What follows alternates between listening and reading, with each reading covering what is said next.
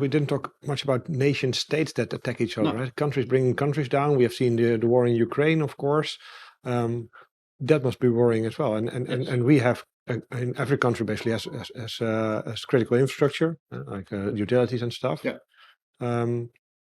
Is that an area of concern at all there? Yes. Yeah, absolutely. So again, like in the real world, right, there's espionage and James Bond stuff and what have you, but that also happens online. And there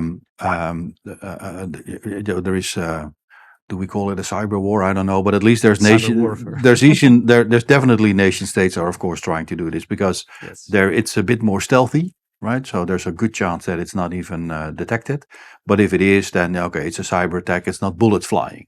And it's hard to call Article 5 of NATO, for example. Exactly. Is there a clear act of war? No, exactly. So, but in terms of espionage, of course, it's happening a lot. And again, if you think of elections and what have you, it can really be used to try and influence things, or make services not available and what have you.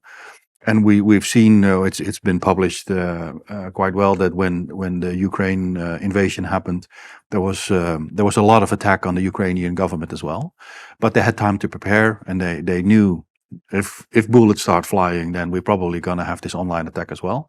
And together with a number of their IT partners, Microsoft being one of them, they were able to really fend it off, but also move a lot of their applications to a different space, so they were still available.